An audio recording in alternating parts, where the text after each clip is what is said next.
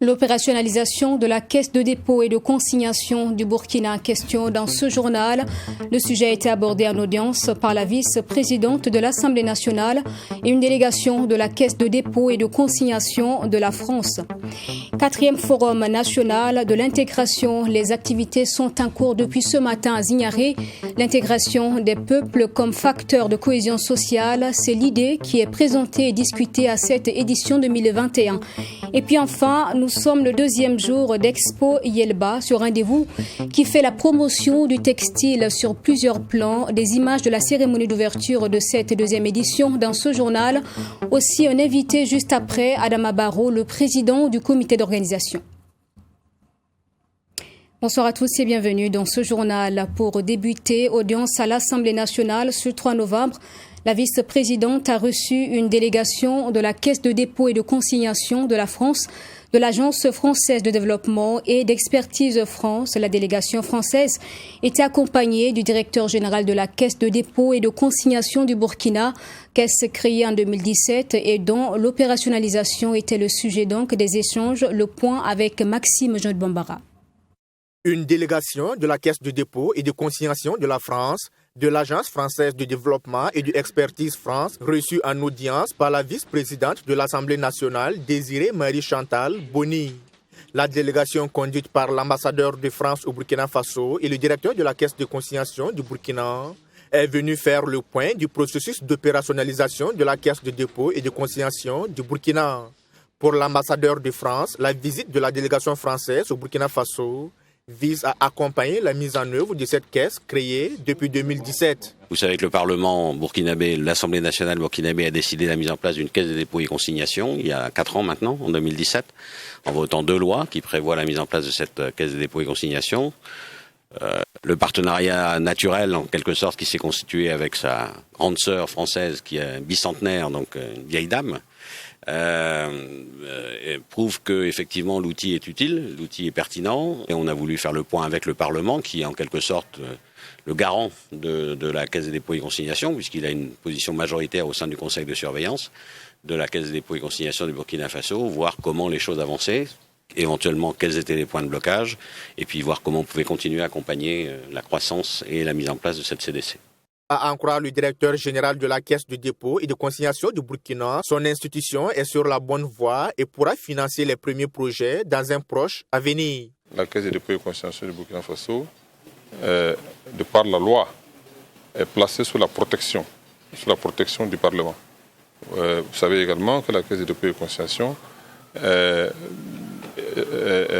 placée sous la surveillance d'une commission de surveillance. Et dans cette commission de surveillance est l'émanation du Parlement. Donc, en venant ici, nous sommes également venus rendre compte et recueillir les conseils, en tout cas les conseils avisés, dont nous tiendrons compte pour espérer que la caisse sera vraiment bientôt, vraiment très bientôt, opérationnelle dans le pays. C'est une caisse des dépôts, c'est un instrument utile au développement. C'est un instrument qui permet de financer des projets sur du long terme. Il faut donc lui donner les moyens qui lui permettent d'aller dans cela. C'est ce que nous faisons en France depuis de nombreuses années et c'est ce qui se développe de plus en plus dans bon nombre de pays africains parce que ça correspond à des besoins des économies locales pour pouvoir investir et se projeter dans l'avenir. Le séjour de la délégation française dans la capitale burkinabé s'est poursuivi ce jeudi 4 novembre avec 2 activités au programme, dont un séminaire de présentation des missions de la Caisse de dépôt et de consignation de la France aux acteurs économiques et financiers burkinabés et une signature du protocole d'accord quadripartite, notamment les caisses de dépôt et de consignation de la France et du Burkina, l'Agence française du développement et expertise France. Aujourd'hui et demain, à Zignaré, se tient la 4e édition du Forum national de l'intégration, cohésion sociale, réconciliation nationale et défis sécuritaires. Ce sont les thématiques qui vont être développées et permettre de dégager des recommandations en guise de contribution au bien-être des peuples, tous ceux de l'Afrique, avec les détails de la cérémonie d'ouverture dans ce compte-rendu de Fatima Tanikim.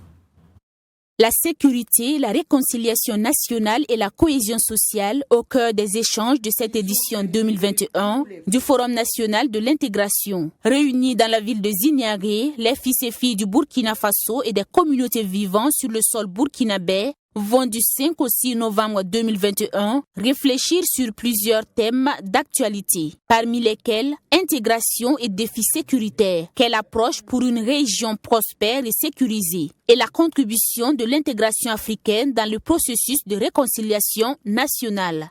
La situation sécuritaire difficile que vit notre pays nous interpelle tous sur l'impérieuse nécessité de la préservation de cette cohésion sociale. Mobiliser les communautés vivant au Burkina Faso autour de valeurs telles que la cohésion sociale, la paix et la tolérance, telle est la dynamique que nous avons engagée.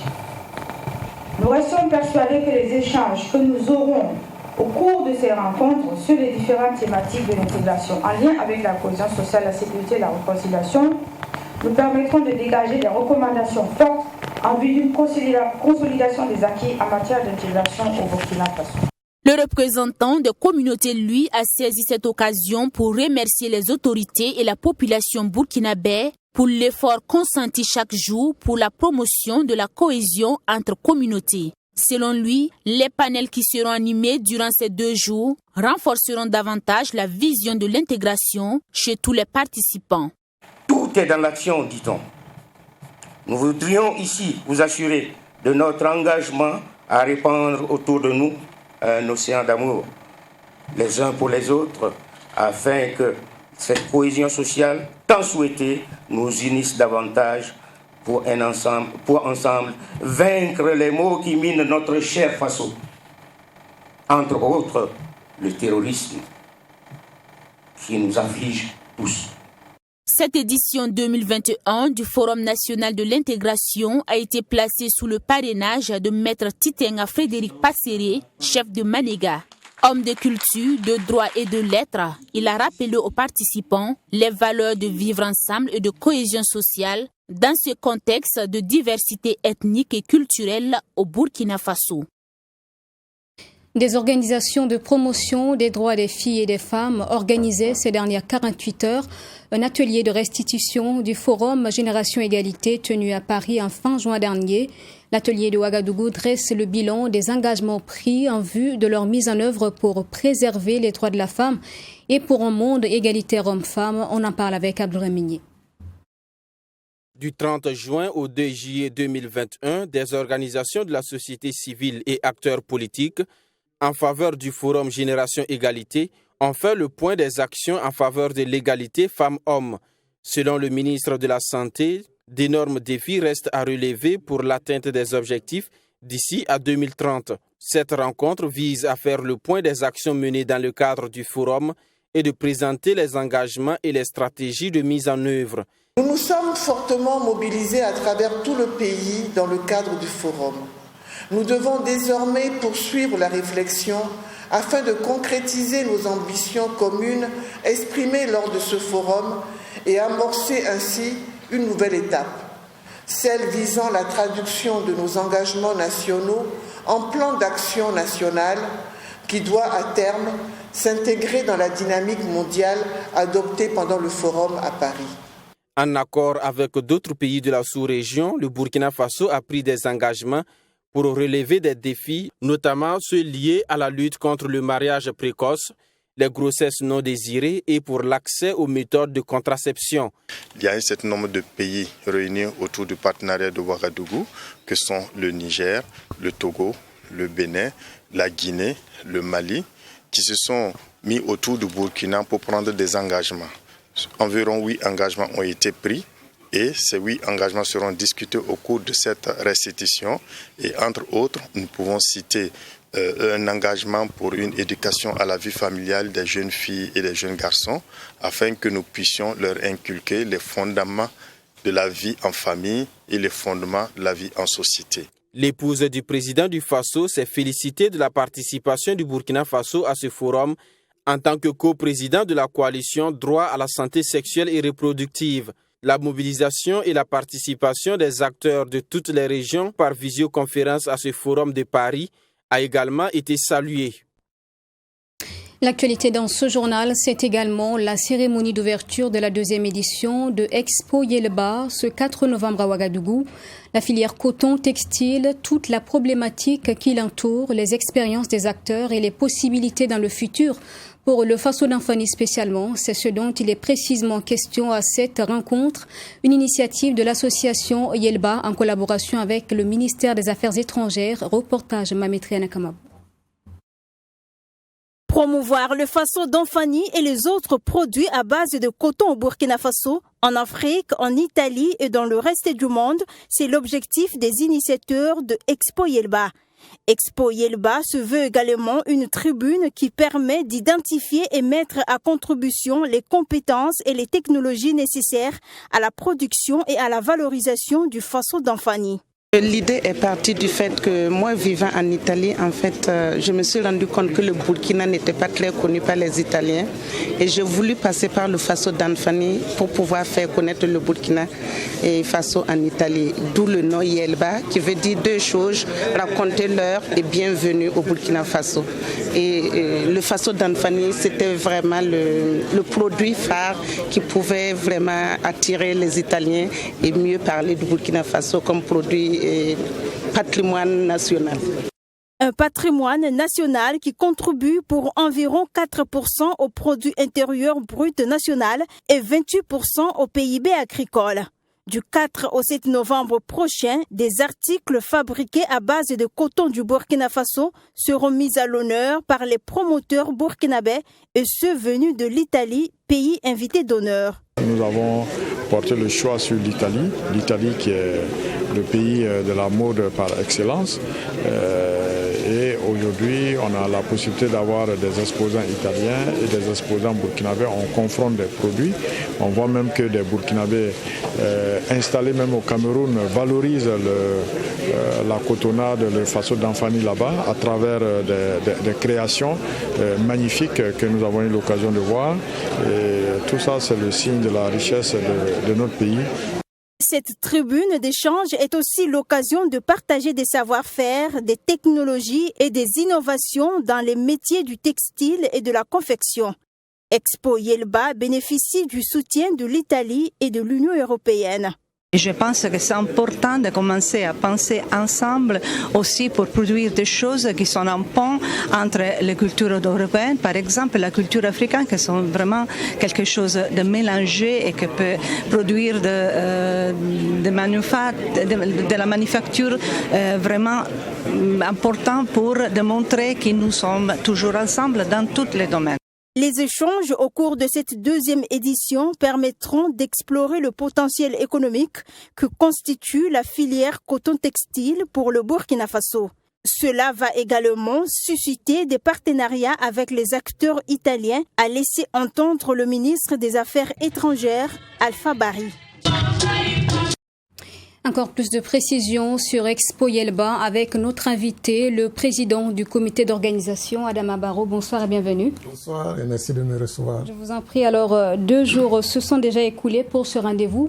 Est-ce que vous êtes satisfait de la mise en place et de l'engouement? Parfaitement satisfait. Ça va au-delà même de nos expériences parce que c'était assez dur. Nous avions beaucoup de craintes, mais finalement, nos craintes sont estompées, dissipées. La participation est bonne, tant du point de vue des exposants que du point de vue des participants aux discussions qui sont en cours en ce moment. Quelle est la vision que vous partagez, l'association Yelba, avec vos partenaires à propos de ce rendez-vous-là? Alors, d'abord, la vision de Yelba, l'association Yelba, c'est de promouvoir le Faso d'Anfani, mais à l'international. Et nous avons choisi l'Italie comme porte d'entrée sur le monde de la confection, mais aussi sur le monde plus globalement. Parce que c'est, comme on l'a dit dans le reportage, c'est le pays de la mode, c'est le pays de la confection, c'est le pays du textile. Il y a énormément de petites et moyennes entreprises en Italie qui ont impulsé le développement de ce pays. Et nous pensons que le Burkina peut tirer avantage de cette expérience-là. Donc, développer la filière coton-textile à l'international. Parce qu'au plan national, il y a déjà suffisamment d'associations qui travaillent sur ce créneau. Nous avons choisi le segment de l'international. Oui. Et justement, pour développer cette filière-là, vous avez prévu en plus des expositions, d'autres activités. Quelles sont ces activités? Alors, ces activités sont des activités de réflexion sur des problématiques comme l'intitulé l'a annoncé. Et ainsi, nous avons eu un exposé très, très enrichissant sur l'histoire du Faso Damphani. Parce que c'est un travail ancestral dans ce pays. On cultive le coton depuis des lustres. Des hommes cultivent ce coton, des hommes le récoltent, les femmes le filent, et d'autres hommes en font du tissu pour habiller les gens. Donc cette histoire-là, chaque région du Burkina a son Faso Damphani en quelque sorte, et il était bon d'en apprendre aux plus jeunes. Et donc Maurice Dieudonné Ouedraogo, qui est un expert en textile, un ancien de Faso Damphani, nous a fait une très très belle communication là-dessus, avec une exposition muséale. J'invite les plus jeunes d'ailleurs à aller voir cette exposition-là. Et il a pris le cas précis de Soulgo. Soulgo, c'est à quelques encablures de Zignaré. C'est là où se fabrique la tenue qui habille le roi du Moro. Quand il est intronisé, sa première tenue est fabriquée là-bas. Et quand il vient à quitter ce monde aussi, son linceul est produit là-bas. Donc il y a un groupe de personnes qui tissent. Ils sont dédiés uniquement au service du roi pour fabriquer cette cotonnade-là. Donc il y a eu cette exposition, et cet exposé-là qui a été très très fort apprécié. Et il y a aussi eu des expériences, parce que le Faso Damphani, il ne faut pas le garder à l'état brut comme c'était avant, il faut qu'il réponde aujourd'hui aux attentes de la clientèle internationale notamment. Donc en le raffinant, en le peaufinant, en donnant des tissus qui soient acceptés par ceux qui veulent bien l'acheter. Si nous voulons vendre le Faso Damphani aux autres, il faut bien qu'on le produise à leur goût. Donc du point de vue texture, du point de vue finesse du tissu, l'exemple de François Ier à Koudougou a été donné à voir. Il a exposé un peu son expérience, son parcours, ses exigences, tout ce qu'il fait là-dessus. Il y a aussi un couple franco-américain, le couple Chaplet, qui est à Bobo et qui a une association qui s'appelle Zumba, qui sont aussi dans cette même démarche de produire bio en plus, du coton bio, et qui font de très très belles choses. Eux aussi ont fait un exposé qui a été fort bien apprécié. La partie italienne aussi a fait des expositions des exposés sur son expérience du textile. Et finalement, ça a été une très très très belle rencontre d'idées. À côté de ça, bien sûr, il y a l'exposition des tissus et d'autres produits. Vous parlez justement de l'Italie. Pourquoi l'Italie qui est pays invité d'honneur? Pourquoi ce partenariat privilégié? Parce que, comme je vous l'ai dit, l'Italie étant le pays de la mode par excellence, nous avons énormément de choses à apprendre de ce pays. Et ce pays nous permet aussi d'entrer dans le monde de la confection. C'est une porte d'entrée sur le reste du monde à travers leur expérience et surtout puisque nous puissions nous inspirer de ce qu'ils font de beau. Avoir de grands couturiers, on en a déjà, mais des plus grands et des plus jeunes surtout. Oui. Expo Yelba se referme le 7 novembre, c'est dans 2 jours. Est-ce que vous avez un mot à l'endroit de tous les potentiels visiteurs de votre espace? Je les invite à venir visiter, il y a de très très belles choses à voir. Et je dois dire surtout que demain soir, il y a la nuit de la quenouille, au cours de laquelle il y aura bien sûr un dîner gala. Mais il y aura surtout un défilé de création de nos stylistes et aussi de stylistes italiens. Donc j'invite ceux qui ont les cartons d'invitation. Malheureusement, nous l'avons fait clos, donc c'est surtout sur carton d'invitation. Donc chacun qui aura un carton donne droit à une place. J'invite donc ceux qui recevront les cartons à venir à faire la fête avec nous pour boucler Expo Yelba en beauté. Merci Adama Barrow, vous êtes le président du comité d'organisation d'Expo Yelba. Merci d'être passé sur ce plateau. C'est moi qui vous remercie. Dans la suite de ce journal, 98 jeunes réparateurs de terminaux, de TIC, téléphones, tablettes et télévisions ont reçu du matériel de travail le 2 novembre dernier. C'était à la suite d'une formation initiée par l'Autorité de régulation des communications électroniques et des postes, ARCEP. Cette formation, mise en œuvre par le Centre d'évaluation et de formation professionnelle de Ouagadougou, son objectif était aussi d'accentuer la proximité entre réparateurs et utilisateurs. Abdelhamid. Ce sont 98 jeunes de 4 régions prêts à exercer le métier de réparateur de téléphones portables de toutes marques et de tablettes électroniques qui ont reçu leur attestation de fin de formation. Ils sont appelés à s'installer dans leurs localités respectives afin d'aider les populations pour un meilleur accès aux technologies de l'information et de la communication à travers l'entretien et la réparation des terminaux. Vous savez que les TIC également est une denrée utilisée partout aujourd'hui, même dans les confins les plus reculés. Et donc, en rapprochant en tout cas les utilisateurs, en rapprochant plutôt les réparateurs des utilisateurs, je crois que c'est une bonne chose également. Parce qu'on n'a pas besoin pour une petite panne de quitter son village pour venir au chef-lieu de commune ou de province. Donc ces réparateurs ont été recrutés dans toutes les communes et certains même dans des villages. En plus de la formation technique, ces jeunes ont reçu des rudiments nécessaires pour la création et la gestion de micro-entreprises. L'objectif pour l'Autorité de régulation des communications électroniques et des postes, ARCEP, initiatrice de la formation, est de participer à lutter contre le chômage au Burkina Faso.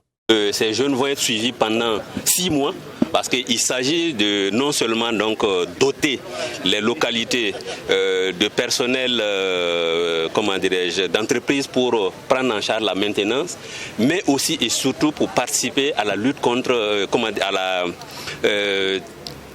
le chômage, donc pour aider la jeunesse à entreprendre et être donc de réels entrepreneurs à travers les TIC qui offrent beaucoup d'opportunités. Du reste, c'est pour ça que vous verrez qu'au cours de la formation, comme cela a été rappelé, un module a été consacré pour l'entrepreneuriat et la gestion des micro-entreprises. C'est un lot de matériel composé de fer à souder, de séparateurs d'écran tactile et de nettoyeurs ultrasons qui a été remis aux 98 jeunes formés. Ils ont exprimé leur satisfaction et promis en faire un bon usage. On n'avait pas de compétences techniques totalement. Côté matériel aussi, on n'avait pas tous les matériels. C'était cher, donc on ne pouvait pas en procurer. Donc avec cette formation, sincèrement, on rend grâce à Dieu. On a eu beaucoup de compétences techniques qu'on a beaucoup appris. Les matériels aussi, ce sont des matériels de qualité. Et nous disons merci beaucoup au président de la CPO et au secrétaire général. Notons qu'au total, 300 jeunes ont été sélectionnés pour ce projet de formation initié par l'ARCEP. Ils sont répartis entre les centres d'évaluation et de formation professionnelle de Ouagadougou, de Bobo-Dioulasso et de Zignaré. Le comité d'organisation du marathon Palga du Grand Ouaga a tenu sa conférence de presse de lancement de l'événement. Donc, c'était ce mercredi, prévu se tenir le 18 décembre prochain. Le marathon connaîtra pour cette édition de grandes innovations. Je vous propose de les découvrir dans ce reportage de Yassine Saorgo. Le marathon Palga du Grand Ouaga se veut un événement sportif à envergure internationale à même de promouvoir l'image de la ville de Ouagadougou et du Grand Ouaga. Et cette conférence de presse du comité d'organisation marque le lancement officiel de l'édition 2021 de cette activité sportive. C'est la sortie officielle pour notre conférence de presse qui annonce déjà l'activité du marathon Palga du Grand Ouaga. Alors, et décliner en même temps, en tout cas à l'interne, le programme d'activité invité les jeunes gens, les jeunes femmes, pour leur dire que déjà l'inscription est là depuis le 2 novembre, c'est-à-dire hier, que ça continue jusqu'à 14 décembre.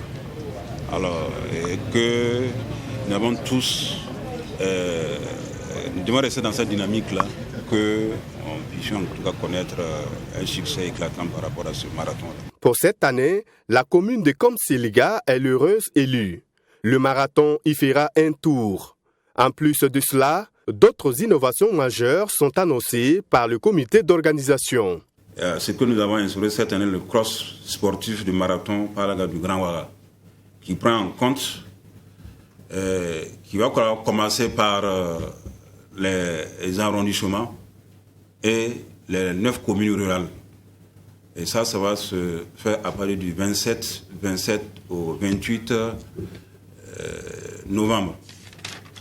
Vous savez qu'auparavant, il n'y avait pas ça. Ça permet déjà de susciter en tout cas un certain engouement autour du marathon qui est déjà en tout cas en préparatif pour le 18. Ensuite, il y a le village du marathon. Un rappel, le départ du marathon Palga du Grand Ouaga est prévu à 6h30 devant le siège du journal L'Observateur Palga le 18 décembre prochain. Quant aux inscriptions des athlètes, elles sont ouvertes depuis le 2 novembre dernier pour s'achever le 14 décembre. Actualité sportive toujours avec la Ligue 1 Lonabé qui joue sa 7e journée ce week-end. La compétition s'annonce très riche en spectacles avec la confrontation AS Douanes et Faux. À cet effet, une conférence de presse d'avant-match était organisée ce vendredi. Et puis l'autre match également très attendu, c'est celui qui oppose le Majestic à l'USFA à Zignaré. Les images avec Yassine Saoudgo. Classé 13e à la 6e journée avec 6 points après leur victoire sur l'ASK à Koupela, l'AS Douanes veut tenter d'aller dans la même dynamique ce dimanche 7 novembre face à l'EFO. On aura en face une équipe de l'EFO, il ne faut pas l'oublier, qui n'a pas encore fait de défaite. Je tiens d'ailleurs à saluer cette performance. Mais pour nous, il s'agira ce dimanche-là d'aller se battre crânement, dignement, pour pouvoir ressortir de ce match avec les 3 points. Nous savons que ce ne sera pas facile, mais nous donnerons le meilleur de nous-mêmes pour pouvoir ressortir avec le gain du match. Avec 5 matchs nuls et une victoire, l'étoile filante de Ouagadougou occupe la 9e place, juste derrière son rival de tous les temps, l'ASFA Nyenenga. Le coach Mohamadi Kabouré compte sur cette performance pour aborder le match contre l'AS Douanes. C'est comme vous l'avez constaté, nous sommes là avec 6 matchs, 5 matchs nuls. Donc présentement, nous sommes dans une très bonne lancée pour aborder cette rencontre. Surtout côté offensif, nous avons mis l'accent vraiment sur cette partie où nous avons travaillé toute la semaine, surtout la finition, pour engranger les 3 points face à l'AS Douanes. L'autre rencontre aussi attendue est celle qui va opposer le Majestic à l'USFA à Zignaré ce samedi. Après une sortie réussie à Bobo Dioulasso sur Vitesse FC, Majestic revient à 9 points que son adversaire de la 7e journée. Le coach du club de Saponé dit avoir mis tous les ingrédients nécessaires pour aborder le match. Durant toute la semaine, on a travaillé assez dur, parce qu'on sait que c'est une équipe déjà qui joue le titre. ISFA, c'est une grande équipe du Faso Foot qu'on doit affronter. Donc il faut mieux s'armer de tous les côtés pour mieux aborder le match. Les supporters de Zignaré, qui est notre domicile, c'est ceux qui vont se mobiliser pour venir supporter leur équipe. Dans les autres rencontres, l'AS Police joue l'ASK ce samedi à 15h30 et le RCK Royal FC à 17h45 au stade municipal Issoufou Joseph Konombo. Vitesse FC Kuko FC au stade Woubi à Bobo Dioulasso. Le dimanche 7 novembre, RCB reçoit Salitas au stade Woubi, tandis qu'à Ouaga, l'AS Douanes, classé 4e, accueille l'ASFB. Et puis enfin, Tour du Faso 2021, l'étape Koubri-Pau, 126 km, a été remportée par Mario Vogt de l'Allemagne. Le maillot jaune est désormais porté par Daniel Bichmann de la Suisse. Et puis le Burkinabé Paul Demont, dans son élan, a remporté 2 points chauds. Les images avec Assami Touré. Pour cette 8e étape du Tour international du Faso, 69 coureurs ont pris le départ de Koubri pour Pau, longue de 126 km avec 2 points chauds à disputer. Au premier sprint intermédiaire à Manga, au kilomètre 65, un petit groupe d'échappés d'au moins 15 coureurs, dirigé par Paul Dumont, crée un écart de 2 minutes avec le peloton. Paul Dumont remporte ce premier point chaud. Le jeune Burkinabé va conduire le groupe d'échappés jusqu'à Nobéré et s'adjuge ce point chaud également. À partir de ce moment, il crée un écart de 5 minutes avec le groupe maillot jaune. Ce groupe d'échappés mené par Paul accélère et enregistre un écart considérable sur le reste du peloton. À l'arrivée finale, c'est Mario Volt de l'Allemagne qui remporte l'étape, suivi de Herman Killer, son compatriote, et Paul Domon du Burkina Faso.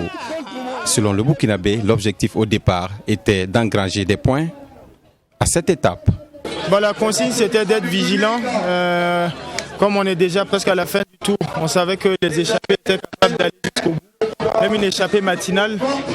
Et voilà, l'échappée s'est destinée à 25 km du départ. Et c'est arrivé jusqu'au bout. On arrive avec énormément d'écart avec le maillot jaune. Donc cela montre bien l'état de fatigue global du peloton. Et ça reflète encore une fois la difficulté de ce tour du Faso 2021. Puisque le maillot aujourd'hui change encore une fois d'épaule. Et voilà, donc on se rapproche encore du maillot jaune. On n'a pas encore eu l'occasion de le porter, mais on espère qu'on sera bel et bien les derniers à le porter. Mario Volt fait ce parcours en 2h34 avec une vitesse moyenne de 48 km/h et l'écart avec le groupe maillot jaune à l'arrivée est de 22 minutes. Une performance bien appréciée par le directeur technique national du Burkina, Martin Sawadgo. Pour lui, les Burkinabés ont encore une chance de porter le maillot jaune. Moi, je vois que, que nous allons y arriver, que nous allons atteindre notre objectif. Dès le début, je vous ai dit que notre objectif, c'est le maillot jaune. Et même hier, après la course contre la montre, beaucoup de gens s'étaient découragés. J'ai dit non. Une course cycliste, tant que vous ne franchissez pas la ligne des 10 étapes, il ne faut jamais perdre espoir. Et moi, je connais la potentialité des étalons cyclistes. Je connais la potentialité des Burkinabés.